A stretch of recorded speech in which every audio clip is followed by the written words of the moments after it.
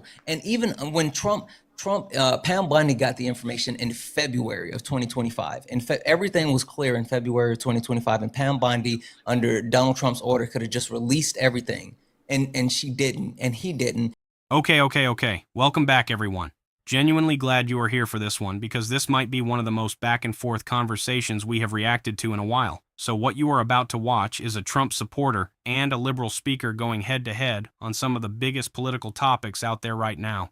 Immigration, legislation, and then it takes a turn into the Epstein files that honestly I did not see coming. The liberal side comes in with receipts, with numbers, with names, and the Trump supporter is trying to hold his ground, but you can hear the cracks forming in real time. Do yourself a favor and stay all the way to the end, because the final stretch of this debate is where everything the Trump supporter built his argument on gets completely pulled apart, and I promise you, it is worth the wait.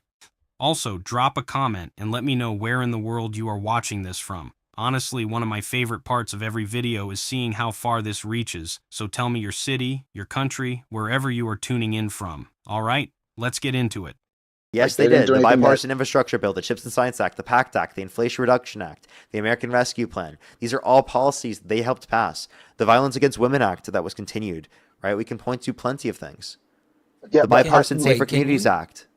Wait. You heard Parker list all of those things. Can you name one piece of legislation that the Republican Party has passed within the last 60 years that's overwhelmingly benefited everyday Americans versus the ultra wealthy? Can you repeat that question one more time? Can you name one piece of legislation that the Republican Party has passed over the last 60 years that has overwhelmingly benefited everyday Americans instead of the ultra wealthy? Just one piece of legislation. Yeah, so he has he's had like 200 and something executive orders. Executive orders isn't legislation. It isn't legislation. No, and see, that's the problem. In the working family tax cuts, the executive order on modernized payments from American bank accounts. EOs aren't legislation. And again, do you understand why I say EOs aren't legislation? Yes, I understand why you're saying, but like, how is that relevant?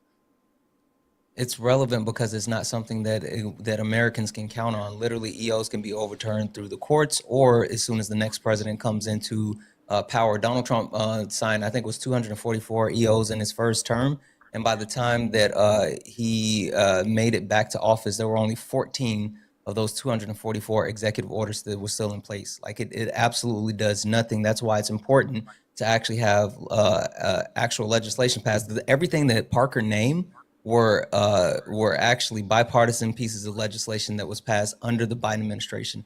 Even if you take a look at the House and since they've been in control by Republicans, every single administration they passed less and less legislation under the House, except the only upturn occurred when coming from the first Trump administration to the second Biden administration. That's the only administration in recent history that passed more legislation than the administration before them. So again, the Republican, you're talking about like Democrats not doing what they're saying they're going to do. They have a better track record over the last 60 years than the Republicans as far as doing anything. So, okay, so if we want to get into, would you consider like the Tax Cuts and Jobs Act? Would that be something? And it's most went to the rich. Exactly. That's what I was about to say. That's why I said it was something that didn't overwhelmingly benefit the wealthy versus everyday Americans. I mean, the infrastructure, half of the things you said don't affect most Americans anyways. Like, I mean, I understand what you're saying. Does. Okay, but it hasn't. Like think about the infrastructure bill. So the infrastructure bill is not only something that Donald Trump wanted to pass, but Barack Obama wanted to pass and couldn't do so. And it did things like provide Wi-Fi coverage for rural areas. It improved like waterways. It did so many. It literally tried to improve the way that we have access to electric vehicles. It did so much for everyday Americans, and it created so many jobs. So much so that what's his name? Greg Abbott down in Texas. He tried to take credit for it. He said, "Oh, we're making all these amazing improvements for Texas," and he talked about how great it was without mentioning Biden and the fact that the infrastructure bill gave Texas that money to improve their actual, not only the roadways, but their electrical grid, especially after what happened in Houston. So it absolutely helped people. And like, I'm not going to sit here and say that everything Biden did was bad. I'm not saying that. But when he was in office, for the average American, the reason why he didn't, because Donald Trump, even Republicans don't really like Donald Trump. This is the moment right here. This is where the whole argument starts cracking open, because Zen just asked something so simple, so straightforward, that it should have taken 2 seconds to answer. Name one piece of legislation, just one, from the last 60 years, that the Republican Party passed that actually helped everyday working Americans more than it helped the ultra-wealthy. One. And you have to understand, that is not a trick question. That is not a gotcha. That is a basic accountability question. If your party has been in power repeatedly over 6 decades, you should be able to rattle off at least one thing without hesitating. But what happened? The guy went silent. And then, and this is the part that gets me, he came back with executive orders. Zen and Parker said it immediately. Executive orders aren't legislation. And here is what people genuinely do not realize about executive orders. They feel powerful. They look powerful. Now, a president signs something, cameras flash, it makes the news, but an executive order has no permanence. None. It is not law. It was never law. The courts can strike it down. The next administration can erase it on day one. And here is the proof. 244 executive orders were signed in one term alone. By the time that same person returned to office, only 14 of those 244 were still standing. 14 out of 244. That is a 94% failure rate in terms of lasting impact. You want to know what actual legislation looks like? The infrastructure bill that Parker mentioned, that was something both parties had been trying to pass for over a decade.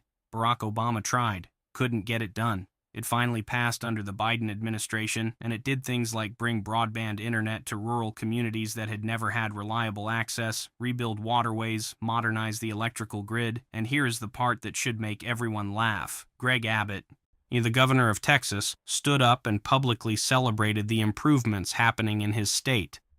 Roads, power grid upgrades after the Houston crisis.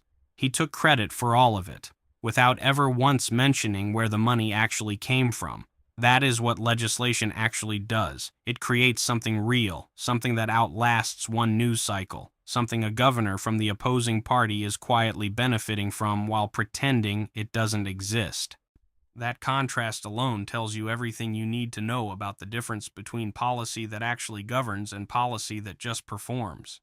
The reason they voted him in is because they thought that Biden was so bad that they had to go with the only other option they had.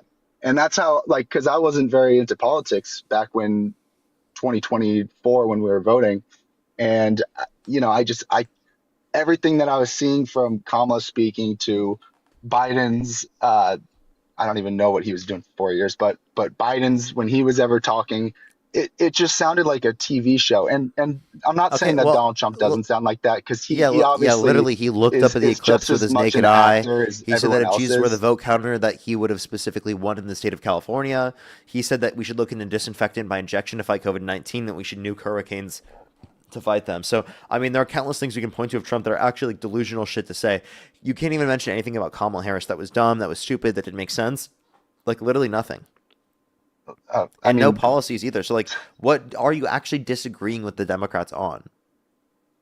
My entire point is that the system, both left and right, are corrupted. And with Donald Trump, it gave us a better chance than with Kamala Harris to get this stuff out in the open. When Biden was in office, are you left-wing ideologically? I'm talking about. Listen, I think the biggest problem in our world right now is the trafficking scandal that's going on, and nobody wants to talk about it. You support the guy that is actively, credibly accused by a victim that was trafficked in the Epstein files. No, I don't support that. I don't. What I support. Well, you're willing to vote for him. If you would let me speak, what I support. I was finishing my statement. Stop acting like I was cutting you off there. That's ridiculous. Okay.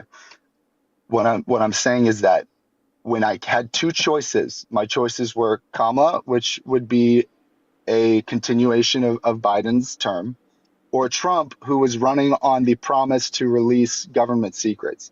Now, Kamala never once ever mentioned the files. She never said she would be releasing them. She never talked about them. Nobody did. It was just Trump. He's the only one. He's been bringing them up forever, and nobody would talk about it.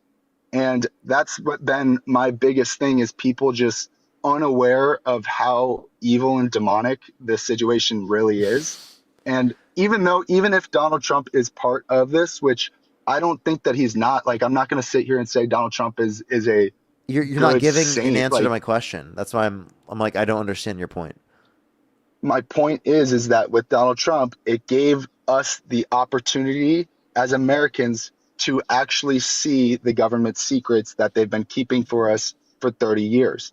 You understand Before that him, that Harris, if she were in office, she would have legally followed the law. she She what would have was had the her law? What do you administration mean? follow the law.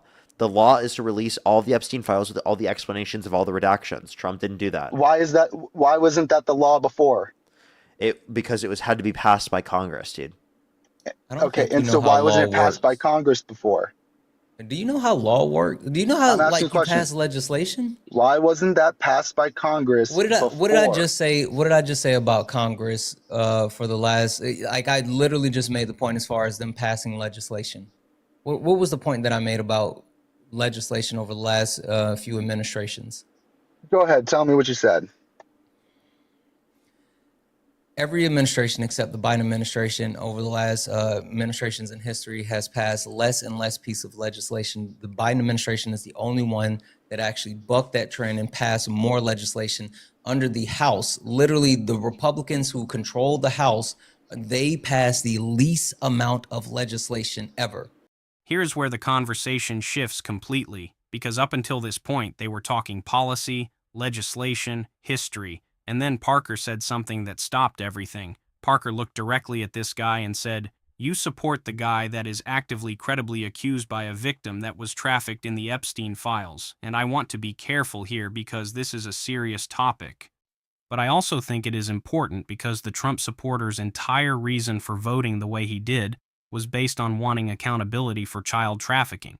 That was his moral foundation for his vote. And Parker just pointed out the direct contradiction sitting right in the middle of that argument. You cannot say your number one issue is protecting children from exploitation and then dismiss a credible accusation attached to the very person you voted for. Yeah, those two things cannot coexist without at least an honest conversation about it. What I found fascinating is how the guy responded. He didn't deny it. He didn't push back on the credibility. He essentially said, I had two choices and I picked the one I thought gave us the better chance at exposure. And look, I understand the logic. I genuinely do. When you feel like the entire system is rotten, sometimes people make a calculated bet.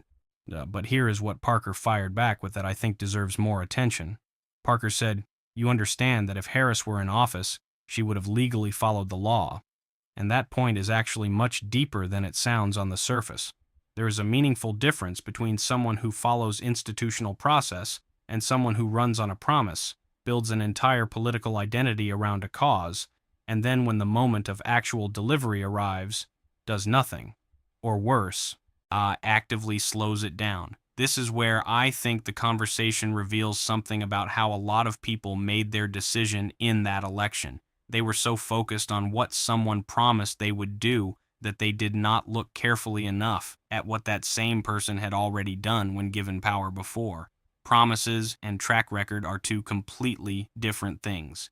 And history, not opinion, no, actual documented history, is always the more honest measure of what someone will do when the cameras are off and the moment actually arrives. They don't pass legislation. They don't actually know how to govern. They don't know how to make deals. And so since they don't do any of those things, they don't pass any type of legislation that is positively impacting. Like your premise as far as why wasn't it done? The Biden administration passed some of the most monumental legislation. And for you to sit here and pretend like, oh, this should have been something that was done as far as the legislation, it wasn't. It wasn't. The Republicans held the House and we still got it done. But even more than that, Donald Trump did get that quote unquote piece of legislation signed. They passed the legislation under the Trump administration, and they're still not adhering to it. Like there's still like 3 million files that they're saying they're not going to release. Hell, Donald Trump wants to release all the information we have about UFOs now. That's how bad. Whatever the last 3 million files that they have, he's willing to tell it all about fucking aliens so we can stop talking about Epstein. No, give us those last 3 million files. I agree with you. I'm not disagreeing, but what I'm But saying is that he's not doing. The you just person said that you that support is not doing it.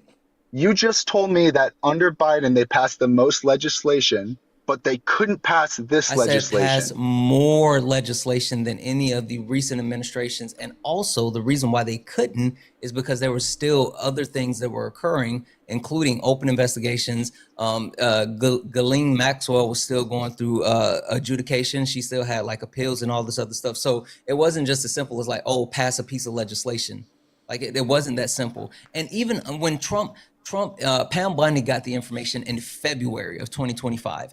Everything was clear in February of 2025, and Pam Bondi, under Donald Trump's order, could have just released everything. And she didn't, and he didn't, and that's why a piece of legislation had to be passed to make him release it. So much so that Mike Johnson kept the House out of session during the shutdown, so they couldn't confirm the additional House representative that wanted to sign off and pass the piece of legislation. And then once they did get the votes, Donald Trump called a meeting at the White House and brought in Lauren Boebert and Marjorie Taylor Greene to try to get them to take their name off signing off having that release. Donald Trump fought this tooth and nail. You're sitting here pretending like, oh, it's great that we have Trump because we got all this. Donald Trump has fought, even though he literally ran on it and then turned around and fought against all of this. Oh, this is the part. This right here is where everything that guy built his entire argument on just collapses in real time. Zen laid it out so specifically it is impossible to argue with. February 2025. Everything was clear. All the legal barriers that had existed before, the ongoing litigation, the appeals, the grand jury complications, all of it was resolved. Pam Bondi had the information. The path was open. And Zen said it plainly, under the order of the person he voted for. She could have released everything, and she didn't, and he didn't. You have to understand what that means. This was not a situation where they were blocked. This was not a situation where the law was unclear. This was a moment where the power existed, the legal clearance existed, and the choice was made not to act. And then, because that alone was not enough, when Congress moved to legislate the release and force it through, Mike Johnson kept the House out of session specifically to block the vote. And when the votes finally came together anyway, a White House meeting was called to personally pressure representatives into pulling their support. Zen called it exactly what it was: tooth and nail resistance, from the same person who built his political brand on promising this transparency to the public. Here is what I keep coming back to. The Trump supporter in this conversation is not a bad person. And he genuinely cares about accountability. He genuinely wants answers. But what this conversation exposed is something really important. When you want something badly enough, it is easy to attach your hope to whoever is loudest about it. Loudly wanting something and actually delivering it are two completely different things. And by the end of this clip, the supporter is not defending the results anymore. He is defending the original hope. And that is a very telling shift. So what do you guys think of this? Leave your thoughts down in the comments. Please like and subscribe, and I will see you in the next video.